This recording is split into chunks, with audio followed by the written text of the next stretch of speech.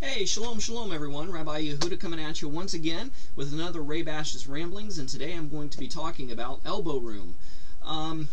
What I find quite a bit in Christianity and non-Jewish, non-Torah-keeping faiths and religions and worldviews and lifestyles is that one of the biggest fears that people have is a fear of losing their identity, a fear of losing their individuality, a fear of confines and restrictions and bondages that Christianity perpetuates by saying that the law is such a bondage, but it's not.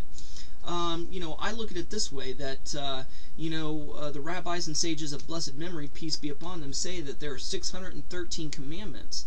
And I've brought out many times before that not all 613 commandments apply to but one person. Some are for men, some are for women, some are for Levitical priests, some are for the tabernacle, some are for farmers and agriculturalists in Israel, in the land of Israel itself. Some are for Israeli kings. Some of these, because of the times that we're living in, some of the commandments are put temporarily in suspension or on hold because the prerequisites for fulfilling such commandments do not exist. For instance, there can't be any sacrifices, there can't be any working Levitical priesthood offering offerings because there is no temple and there is no trained Levitical priests ready to do that yet. Although those things are in the works, and when Mashiach returns, there'll be a third temple, all those things will be reinstated. But a lot of people also look at the Orthodox Jews with their 18th, 19th century Polish European clothing of the long dark coats and the big fur hats, or the fedoras, and they just see how strict and how somber and how rigid they are, and they assume that applies to all Judaism, and it doesn't. For those who have watched me quite a bit, you'll see I'm not your average regular rabbi. Sometimes I get in a Hasidic mood and I'll dress a little Orthodox, so to speak, but most of the time I'm just in jeans and t-shirt, and I am who I am. And what I'm trying to say is that despite there being 613 commandments, I believe that there is enough elbow room within those 613 commandments to stay an individual, to let your personality and creativity come out in an acceptable Torah manner. The Torah is like boundaries, and all parents who love their children give their children boundaries.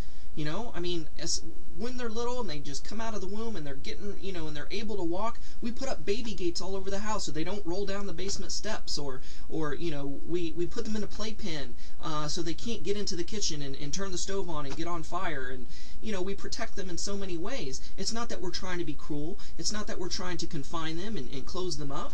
We're born creatures who desire freedom. We're born creatures who like the wide open spaces and are prone to claustrophobia, and we want our elbow room. So, God would not, knowing He hardwired us this way, would not make such commandments in such a way that we feel constricted all the time and can't move and do anything without Him striking us dead. It's ridiculous. All these commandments are out of love. And, take the tabernacle, for instance.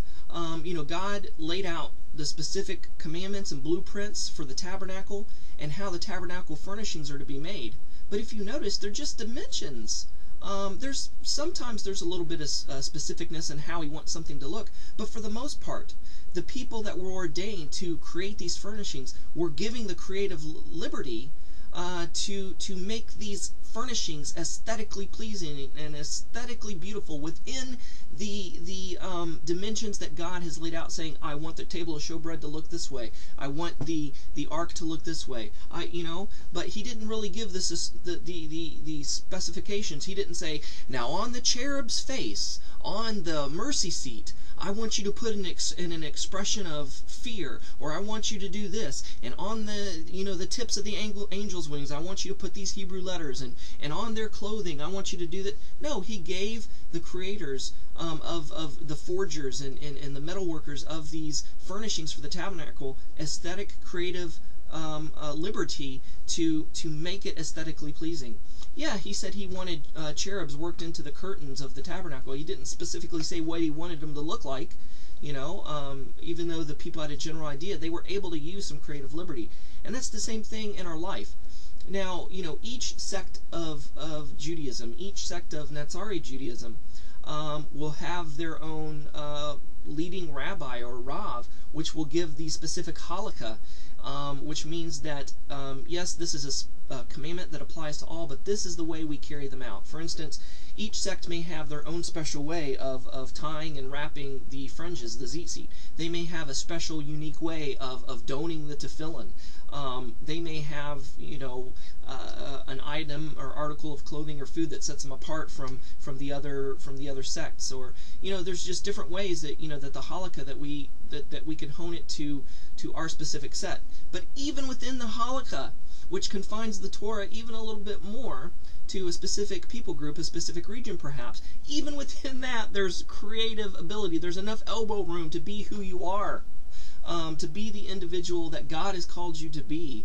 God is not, He's a God of diversity. All you have to do is look out, to creation and compare the hammerhead shark to the giraffe and compare, the ostrich to the hummingbird and compare the weeping willow to the mighty sequoia. I mean, God is a God of diversity. He's a God of creativity. He does not want to make cookie-cutter Jews. I've been to Jewish gatherings, and one thing that I noticed right off the bat is that, you can't say that, oh, a Jew looks like this. There were Jews from every sect, every denomination, every color, every stripe, every nation, and they were who they are. There are some things that bound us together in a unity, such as kippahs and tzitzit and tefillin, but the way we wore them or designed them or went about carrying them or the way we looked was different, and it's beautiful. It's a beautiful thing. So I just wanted to really express this to my viewing and listening audience, to dispel even more of the misconceptions of what Torah is and what commandments are and what following them means. So hopefully this was enlightening and encouraging to you. So we'll catch you on the flip side. Shalom and Shavua Tov. Thanks for watching. Bye.